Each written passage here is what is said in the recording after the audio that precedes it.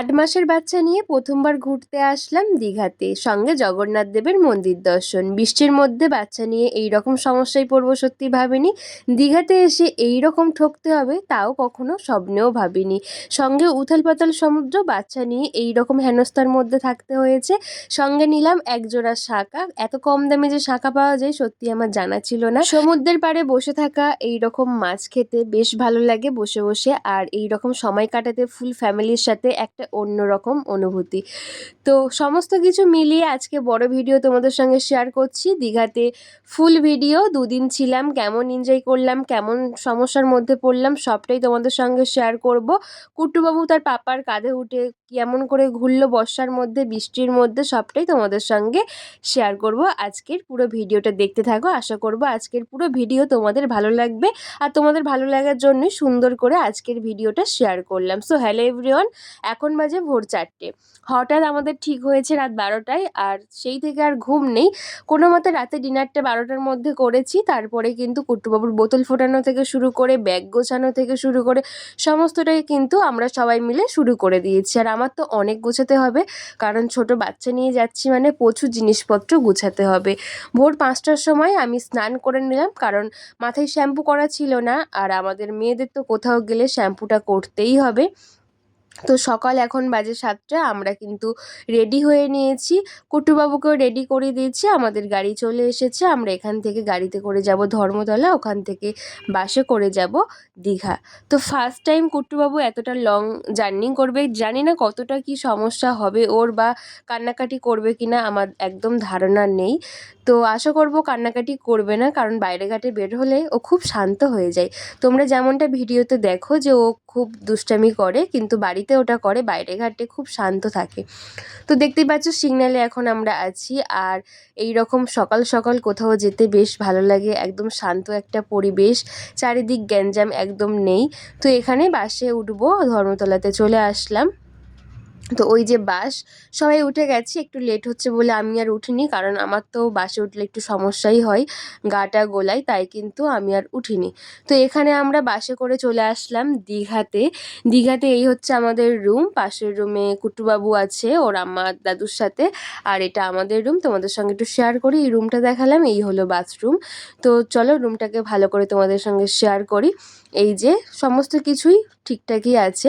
তো চলো একটু রেস্ট করি, কারণ অনেকটা জার্নি করে এসেছি। আর একটুখানি ব্যালকানি আছে এদিকে, এই যে দেখিয়ে দিলাম। তো এই রুমে চলে আসলাম। এই রুমে কুট্টুবাবু দেখো দুষ্টামি করছে, আর আমি এখন খেয়ে নেব কিছু, কারণ আমি সকাল থেকে কিছুই খাইনি। তো খাওয়া দাওয়ার পরে আমি তো ড্রেস চেঞ্জ করে নিয়েছিলাম, আবার ড্রেস পরে নিলাম, কারণ আমরা একটু দুপুরের লাঞ্চ করব। আস্তে আস্তে প্রায় দুপুর হয়ে গেছে, প্রচণ্ড সবার খিদে পেয়ে গেছে, তাই কুট্টুবাবুকেও দাদুর কাছে রেখে আমরা 4জনে খেতে বেরিয়ে পড়লাম। আর দাদুর খাবারটাও আমরা রুমেতে নিয়ে চলে আসবো, কারণ কুট্টুবাবুকে দেখার জন্য দরকার একজনকে, তাই ওকে রেখে গেলাম। তো আমরা এসে গেছি খেতে। আজকে কিন্তু ভেজ খাবো, কোনো রকম সেইভাবে কিছু খাবো না, কারণ সন্ধ্যে থেকে অন্য রকম কিছু প্ল্যান আছে, সেই কারণে এই হচ্ছে হোটেল।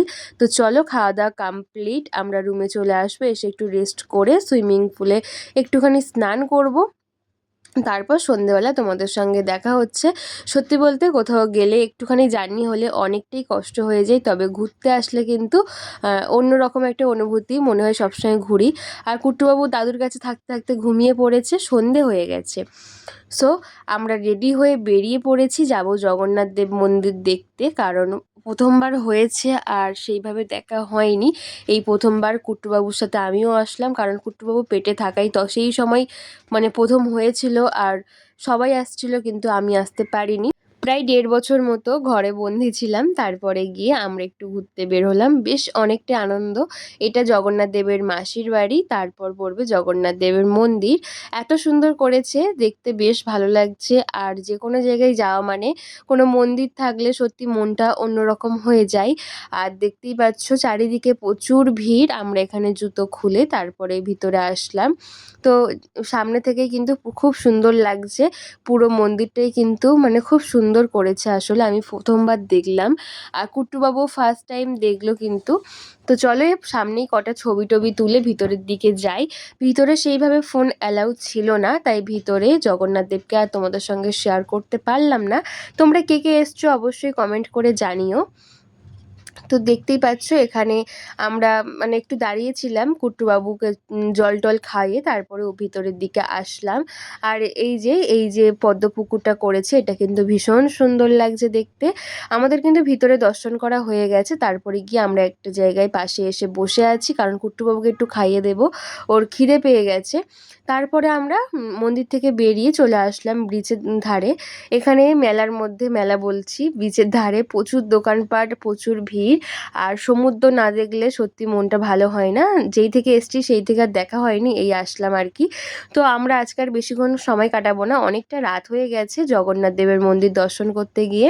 তারপরে কালকে তো সারাদিনই আছে। তো চলো আমরা সমুদ্র দেখতে দেখতে রুমের দিকে যাই, তারপরে তোমাদের সঙ্গে দেখা হচ্ছে। হোটেলে এসে একটাই কাজ, সবার প্রথম কুট্টুবাবুকে খাওয়ানো, ওর ড্রেসটা চেঞ্জ করে দেওয়া, কারণ বাইরে ঘাটে ঘুরেছে, এটাই কিন্তু সবচেয়ে বড়। আর তারপর খাওয়া দাওয়া করে তাড়াতাড়ি ঘুমিয়ে পড়বো কারণ অনেকটা রাত হয়ে গেছে। এই যে সমস্ত খাবার দাবার আমরা কিন্তু একসাথে বসে গেছি খেতে। আর কুট্টুবাবু কিছুতে থাকতে চায় না কারোর কাছে আমাকে দেখলে। তো সকালবেলা মানে পরের দিন মর্নিং সবাইকে, তো দেখো সকাল হয়ে গেছে, বাইরে প্রচণ্ড বৃষ্টি হচ্ছে। আমি মনে হয় সবার আগে ঘুম থেকে উঠেছি, উঠে একটুখানি বাইরে আসলাম। কুট্টুবাবুও ঘুম দিচ্ছে, ওর পাপাও ঘুম দিচ্ছে।